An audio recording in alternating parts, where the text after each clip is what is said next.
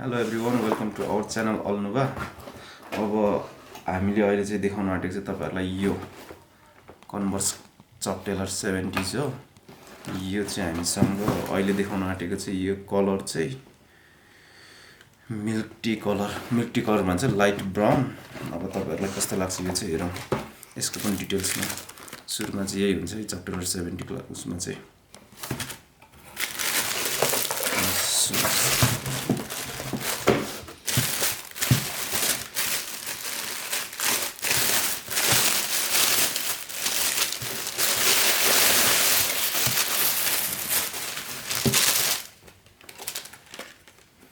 सुरुमा त अब यसको कलर हेर्नुस्,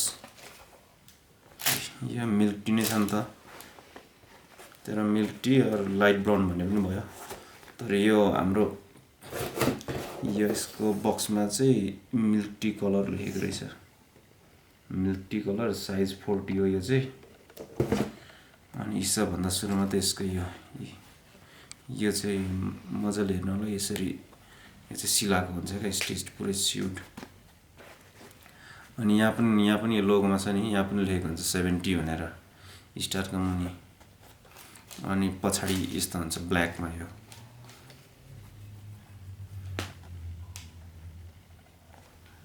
अब ठुलो साइजमा चाहिँ यो चाहिँ साइज 40 हो, त्यसैले यसमा चाहिँ 1 2 यसमा लेस होल चाहिँ कतिवटा छ भन्दाखेरि 1 2 3 4 5 6 7 8 8वटा छ। यो चाहिँ साइज अनुसार हुन्छ लेस होल। अब यसको साइज अनुसार भयो नि त, यसको लेन्थ अनुसार।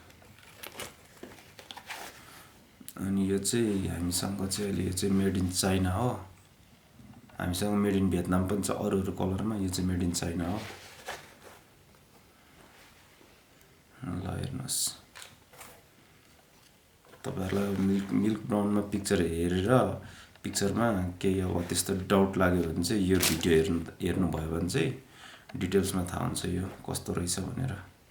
सबै यसको अब मेटेरियलदेखि लिएर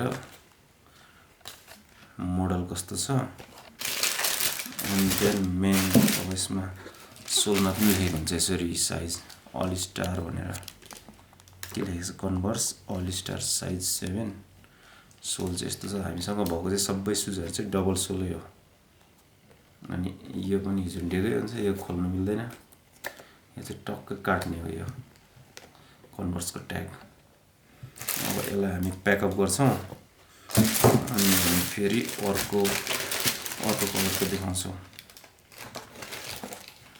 डिटेल्समा यस्तो छ।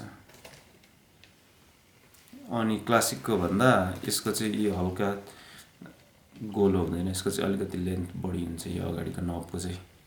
त्यसले गर्दा पनि हेर्दाखेरि मोडल राम्रो देख्छ। यसरी ल हेरौँ न त।